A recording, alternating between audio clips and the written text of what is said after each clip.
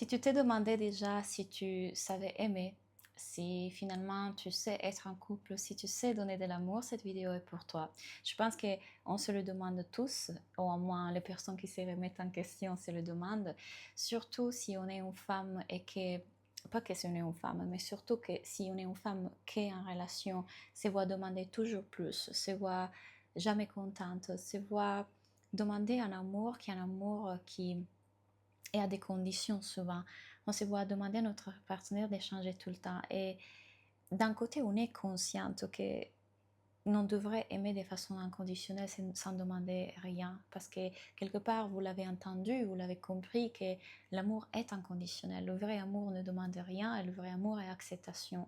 Et pourtant, vous vous voyez en couple et vous réalisez qu'en fait, il y a encore de la demande, il y a encore le tentative de changer l'autre de façon plus ou moins consciente, cette insatisfaction et parfois de la souffrance parce qu'il y a quelque chose là qui souffre, ça fait mal de ne pas ressentir cette chose que vous aimeriez ressentir, vous aimeriez être en couple et ressentir de la connexion, vous aimeriez être en couple et ressentir cette union, vous aimeriez être en couple et vous sentir aimé, importante, etc.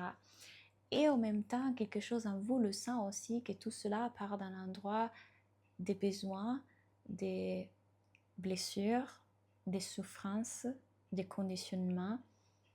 Et il y a comme cette sorte de confusion qui dit, mais est-ce que c'est mes besoins et du coup c'est légitime de demander ça ou alors finalement ça part d'une blessure et du coup je devrais plutôt apprendre à aimer de façon vraie, de façon inconditionnelle, donc égal je ne sais pas aimer.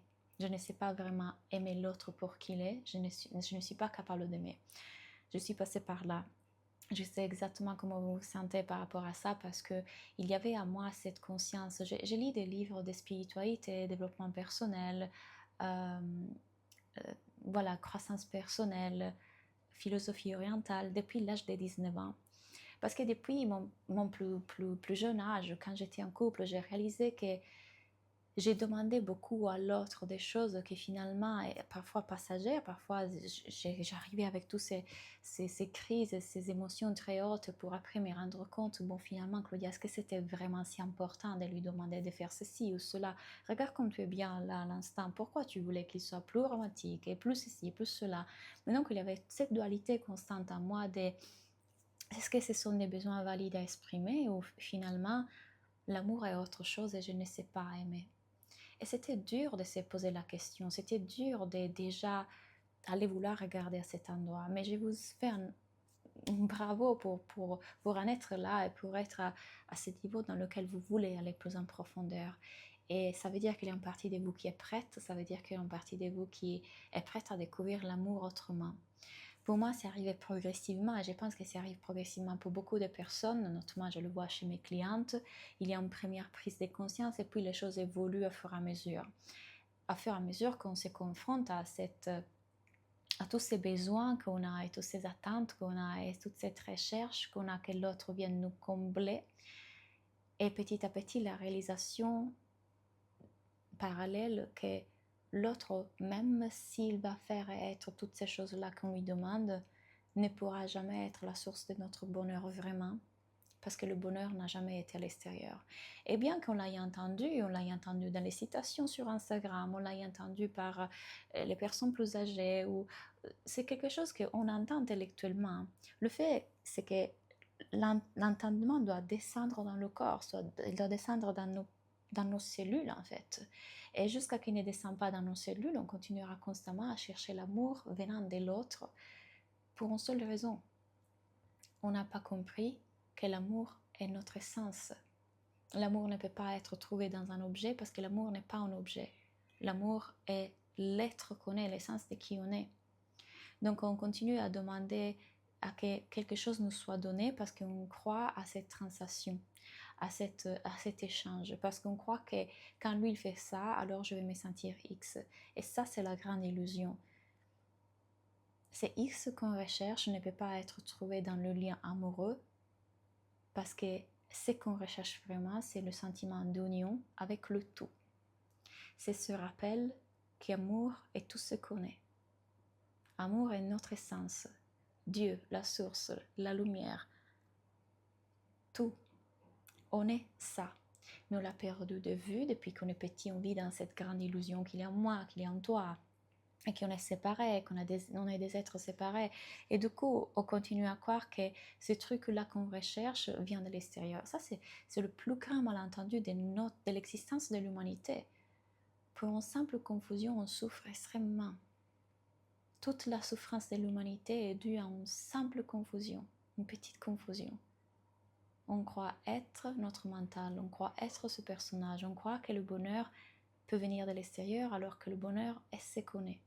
Il a toujours été là, derrière tous ces conditionnements. Et donc, à propos des conditionnements, pour aimer et aimer vraiment, c'est ça. C'est apprendre à voir ces conditionnements qui nous font croire que j'ai besoin qu'il m'offre des fleurs, que j'ai besoin qu'il communique plus, que j'ai besoin qu'il soit plus ceci, plus cela. Et je suis en train de dire ça, quelque chose en vous fait mais comment, Claudia, tu es en train de me dire que je devrais accepter qu'on n'a aucune conversation profonde, qu'il ne me regarde même pas aux yeux, et qu'il ne communique pas avec moi? Comment ça, c'est des besoins fondamentaux, Claudia. Je le sais, parce que même mon mental faisait résistance à ça. Et si vous m'écoutez, ça, c'est ce qui se contracte en vous, observez-le. Laissez cette contraction être là, mais en étant conscient de la contraction, conscient de la frustration, conscient de la résistance. Vous n'êtes pas ça. Le mental veut s'attacher à ça parce qu'il croit que votre sécurité est dépendante de le fait que lui se comporte comme ça, de l'échange soit comme ça, du regard, des fleurs, de nanana. Le mental veut s'attacher à ça. Mais et si je vous disais que nos besoins psychologiques n'existent pas? On a des besoins physiologiques, oui, mais si je vous disais que la plupart de nos besoins psychologiques sont aussi pas vraiment réels, toute une création de l'esprit qui croit être en moi, qui croit être mental, qui a besoin de certaines choses pour survivre. Mais ma question est, es-tu ça? Es-tu ce mental? Es-tu ce personnage qui manquait de quoi que ce soit? Et encore une fois, je sais que je le dis, mais il y a aussi quelque chose en vous qui m'écoute, qui s'assouplit et qui s'ouvre. Parce que fondamentalement, vous le savez. Comme moi, je le savais à l'époque, que moi aussi, je faisais, mais quand même, au minimum de connexion, de communication. Eh bien, vous savez quoi? Quand enfin j'ai accepté mon partenaire pour qui il était, et commencé à me focaliser sur moi, sur la réalisation du fait que je suis unité, je suis déjà amour et que rien ne me manque, ce qui s'est passé, c'est que la dynamique du couple a changé toute seule. Et donc toutes ces choses que j'ai demandées, que je croyais importantes, ont commencé à être là, mais je n'étais plus attachée à ça. Je n'étais plus attachée au fait qu'elle devait être là. Et ça, c'est aussi un bon paramètre pour vérifier si ça vient d'une blessure ou d'un endroit de présence. Est-ce que quand vous voulez ces choses-là, il y a un attachement? S'il y a un attachement, ergo il y a une souffrance, ça veut dire que c'est votre mental, ça veut dire que c'est une blessure, ça veut dire que c'est un conditionnement. Mais si au contraire, il y a un élan d'aller vers plus de connexion, mais un élan qui ne souffre pas, un élan d'aller vers une typologie de liens différents, mais que si le lien n'est pas là, et aussi je suis bien, et rien ne me manque. Il y a juste un élan. Je dis élan et pas désir exprès parce que le désir est plutôt mental. Il y a un mouvement qui veut vous pousser vers quelque chose d'autre. Si c'est le cas, mais ça vient avec aucune souffrance, aucun attachement, aucune frustration, contraction, ça c'est la présence qui parle. Et du coup, vous saurez si rester ou partir, mais partir d'un endroit qui est déjà plein et pas pour chercher quelque autre chose dans le prochain partenaire. Ça c'est le bon indicatif en fait. Ça va vous donner une indication de d'où ça vient, cette idée que j'ai besoin de ça.